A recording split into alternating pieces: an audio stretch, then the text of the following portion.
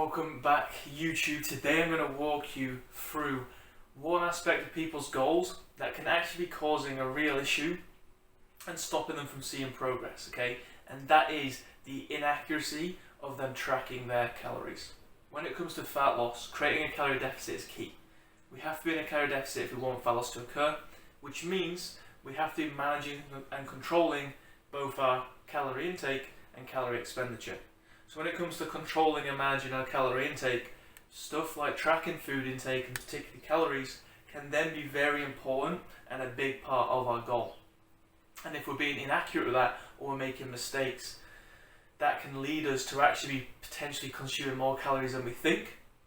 And therefore, when we think we're in a calorie deficit, we actually might not be. And that might be stopping the results and the fat loss that we're looking for.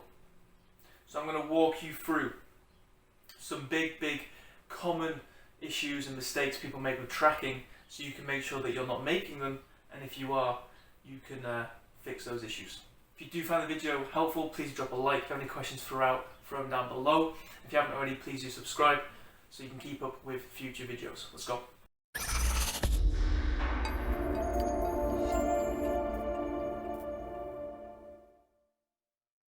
Okay, number one. The state of your food that you're weighing it and then tracking it needs to be the same. So cooked versus uncooked. So if you are weighing your food as uncooked, when you come to track that food, you need to make sure that the entry that you're putting in, whatever you're using, let's say MyFitnessPal is a very popular one. When you're putting the food into MyFitnessPal, it's a good idea to specify whatever food item that is uncooked, just to make sure that you're getting the correct values. Because when you go from a food item that's uncooked, take it through the process of cooking it, the calories in relation to weight are going to change, right? So if you weigh something as uncooked and then you track it as cooked, the calories for that weight is going to be completely different. So you might initially think, okay, this should be 300 calories, and then when you're tracking it, it's actually going in as 400, 500, or maybe even lower. All of a sudden, there's going to be inaccuracies between what you think you're taking in and then what you're actually taking in. In comparison to both of them, personally, if possible, I would always do things weighing and tracking as uncooked. Only because, again, going through the process of cooked, there's going to be more room for error because so much can change, right? So I would try and weigh and track everything as uncooked if you want to be as accurate as possible. But no matter which one you do, just make sure you're weighing it and tracking it in the same state, okay? So again, when you track it on whatever app you're using, it might be a good idea just to search a few generic options, but specify whether it's cooked or uncooked. So let's say it's basmati rice. Search in uncooked basmati rice just to make sure that the entry you're putting in is correct to the state that you're weighing it. Number two, measurement selection. Okay, what I mean by this is when you are tracking something on an app, normally you'll have different options of how you want to measure it. So you might have grams, you might have ounces, you might have half a tablespoon, you might have half a packet. What I would do, where possible, is always choose a measurement selection that you can be very accurate with. So again, if the grams option is there, select grams so you can weigh it, you can get that number as accurate as possible, and then you can track it. And that way, again, carrying over from weighed to tracked, it's going to be as accurate as possible.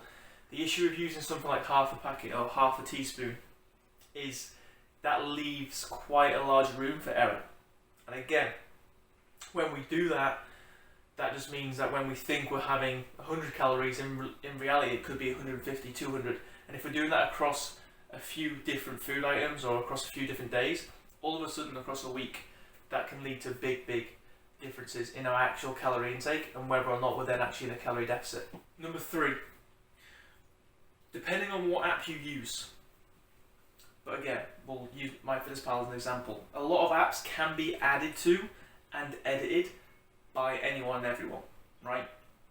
Which means we then obviously have the ability for there to be a lot of error. If someone's added to the app wrong, someone's edited something incorrectly, then all of a sudden you could use that entry without knowing that it's actually wrong. So a good practice to have is when you're adding something new, a new food item that you're tracking, compare a few different entries, right? So if you generic search it, just compare a few different ones so that you then get an idea of how accurate that entry is. Because if you compare 3 or 4 different ones and they're all relatively close, then you know it's going to be accurate. But if you're comparing 3 or 4 different ones and the one entry you were going to use is miles off, chances are that's incorrect. And obviously we don't want to use that then, because then we're thinking we're hitting X and actually we're hitting Y, right amount of calories. So compare a few different ones just to make sure that the entry you're using is pretty accurate. And then lastly, simply don't forget to track things, right? Sounds obvious, but it happens a lot, especially if you've got a bad memory like me, right? It's very easy just to eat something and forget to track it. Whether you're doing something, be busy for the day, and you go to grab something, eat it, and forget to track it. In my opinion, the best way around this is to always try and pre-plan or pre-track, right? So if you're pre-planning your food intake, you might have the whole day planned out for your intake. You then know what you can and can't have, right? Without then, going over your target or whatnot. That's a good idea, because then if you come to snack on something or just come to pick up something, if you pre-plan and pre-track, you're probably thinking to yourself, I don't have room for that. So that might stop you from just taking it in the first place. But even if you do that, and even if you're going to go grab something and eat something, get in the habit of, while you're about to eat that, going into your app and tracking it before you eat it, right? Now, the reason why that can be a good habit is because, one, you're not going to forget to track it before you've eaten it, right? You're going to track it, then eat it, and then you've not got that issue of forgetting. And then secondly, if you track it before you eat it, you can know how much of that food item you can include, right? So say, for example, you have tracked the majority of your day and you know you've got 200 calories spare, and you're going to pick up something and you're going to eat it because you fancy it, which is fine. If you eat the whole thing though, that's going to equate to 400 calories.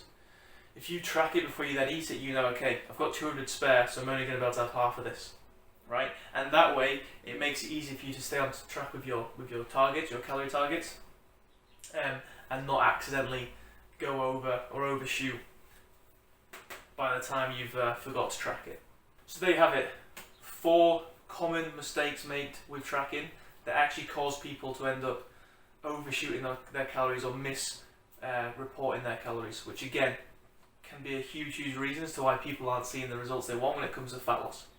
Hopefully you found this video helpful. If you did, please drop a like. If you have any questions after this, throw them down below. And if you haven't already, please do subscribe so you can keep up to date with further videos. Take care, have a great day, and I'll catch you on the next one.